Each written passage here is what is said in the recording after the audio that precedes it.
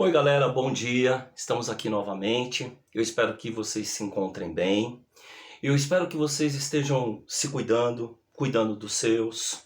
A gente tem que respeitar esse período delicado que é a quarentena, né? Então a gente aproveitar o máximo possível para cuidar da nossa família que mora com a gente em casa, cuidar da higienização dos nossos lares, a nossa própria higienização, né? Estabelecer aí que esse isolamento que nós estamos tendo aí, essa quarentena, é importante para que a gente consiga aí vencer o Covid-19. Bom, muita gente está perguntando assim, professor Paulo, o senhor vai ficar falando sobre as nossas aulas aqui no nosso canal também? E aí, sobre o que está acontecendo no mundo? O Covid-19, o que que a gente poderia ter dentro da disciplina de História para que a gente possa refletir? Então eu resolvi gravar esse vídeo para vocês.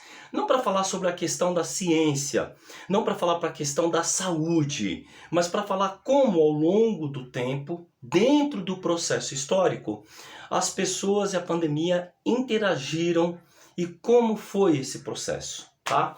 Então vamos lá. Eu sei que para nós é muito inédito toda essa situação de isolamento social, de quarentena. Eu sei também que para a gente é tudo muito inédito no sentido de eu tenho que ficar dentro de casa, eu tenho que ficar lavando as mãos, o que eu tenho que fazer? Pois é, só que essas perguntas não são novas. Por quê? Há muito tempo atrás, essas pandemias, elas já vêm acompanhando o processo da humanidade aqui, tá? Então nós vamos ver alguns casos factuais que antecederam o Covid-19 e que nos trazem algumas lições também. E eu acho que o mais importante nesse momento é que a gente foque no aprendizado que a gente vai ter após a pandemia. O que nós vamos tomar como lição? O que vai mudar da gente? E se é que já não está mudando agora? Eu acredito muito nisso. Mas vamos ver. Olha só. Mais ou menos no século XIV, em 1348, toda a Europa sofreu com uma pandemia muito violenta. Chamava-se Peste Negra. Deram-se esse nome de Peste Negra a uma pandemia que aconteceu em 1348, no século XIV. Para vocês terem uma ideia, só para vocês terem uma ideia da proporção dessa pandemia, 1/3 da Europa foi dizimado.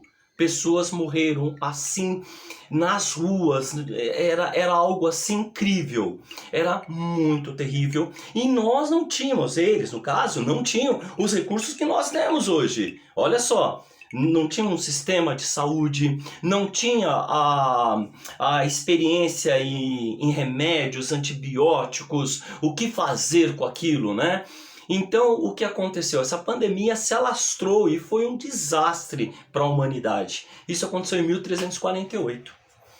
Historicamente, eu gosto de pensar, eu fiz os estudos para trazer para esse vídeo para vocês uma reflexão, não só do Covid agora, mas uma reflexão que foi feita no passado. Após a Peste Negra, que aconteceu no século XIV, o que veio em seguida? Olha, gente, veio um dos momentos mais importantes e significativos da história. Um período chamado Renascimento. Gente, a Idade Moderna chega no ano de 1453. E aí você observa um renascimento cultural, científico, produções de textos, produções literárias, produções filosóficas, pintura, escultura. As pessoas começaram a desenvolver, hoje nós chamamos inclusive de uma das diretrizes do Renascimento, nós chamamos de humanismo. Ou seja, o homem ele passa a tomar uma posição de enfrentamento, uma posição mais centralizadora. A gente chama até de antropocentrismo, né? Mas nesse momento, o homem produz, ele vai pôr a mão na massa, tanto na ciência, quanto na economia, nas artes, na cultura. Ou seja, é um período de efervescência, chama-se Renascimento. Ou seja, após a grande tempestade, que foi a pandemia, né, da Peste Negra, você vai ter a bonança, que vai ser o renascimento. Algo bom, algo que vai ser produzido de melhor, né? Passando mais para frente na história, na cronologia, você vai ver agora pertinho, no início do século XX, no ano de 1918, o que aconteceu com o mundo. Acabou a Primeira Guerra Mundial. Então os nossos soldados, todos os soldados envolvidos nessa Primeira Grande Guerra Mundial, voltaram aos seus países de origem. Com muito sofrimento, muita dor, muita tristeza, vitórias e derrotas, mas também com um vírus chamado influenza. Influenza é a gripe, o vírus da gripe. Essa influenza ficou conhecida como gripe espanhola. Olha só, gripe espanhola. Gente, mais de 50 milhões de pessoas morreram com a gripe espanhola, inclusive aqui no Brasil. Aí a gente vai fazer uma reflexão assim, peraí. Acabou uma guerra, que é algo catastrófico, e entrou logo em seguida essa pandemia que foi a gripe espanhola, que alastrou mais de 50 milhões de pessoas. Veja, essa pandemia também encontra todo um planeta, todo um mundo conhecido sem sistema de saúde, sem o bem-estar social, sem uma política de amparo, políticas sociais, nada, gente, nada. Eu estou falando em 1918, início do século XX. Então o que aconteceu? Houve a tempestade, que foi a gripe espanhola. Em seguida, após essa pandemia, o que vai acontecer? A bonança. A bonança nesse momento agora, ela vai enfatizar o quê? O bem-estar social.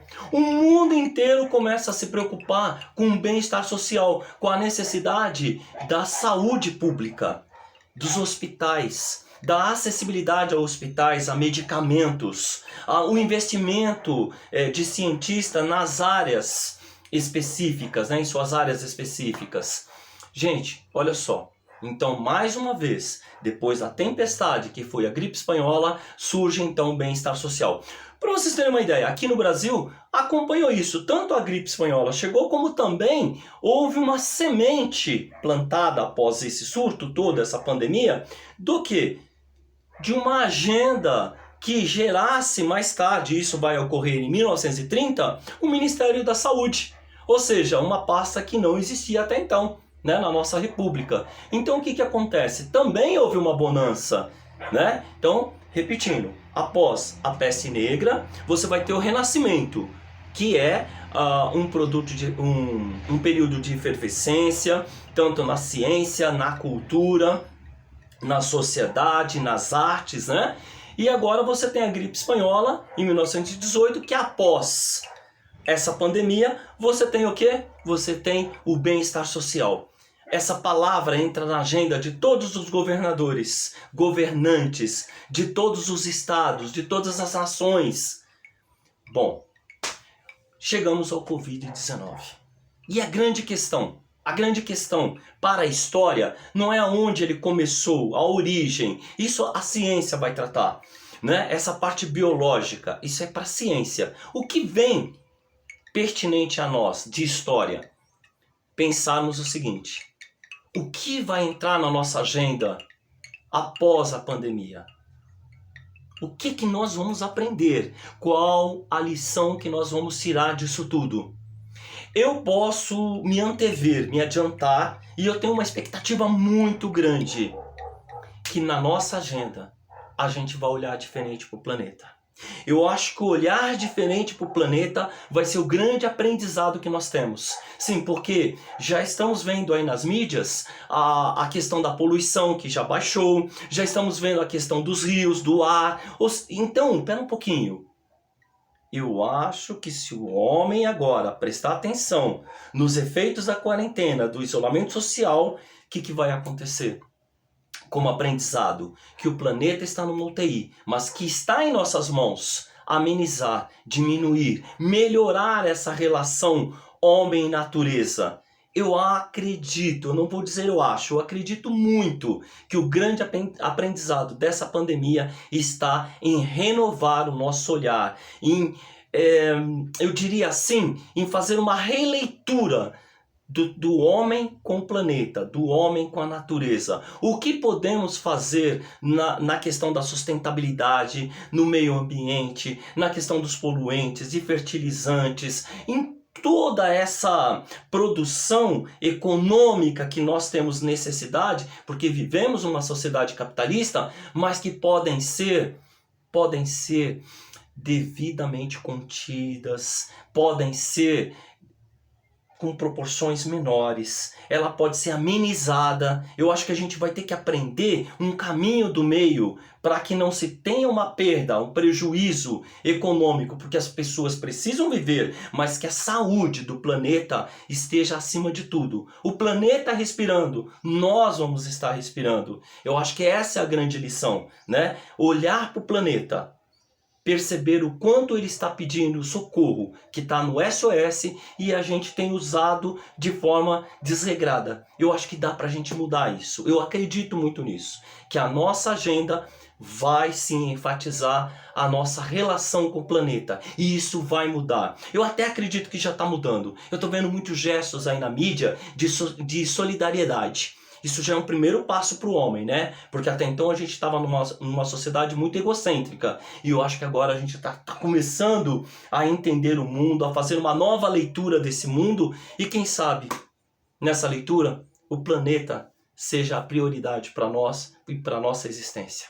Acho que é isso. Muito obrigado, se inscrevam aqui no canal e a gente vai se falando durante a semana. Fiquem com Deus e cuidem-se.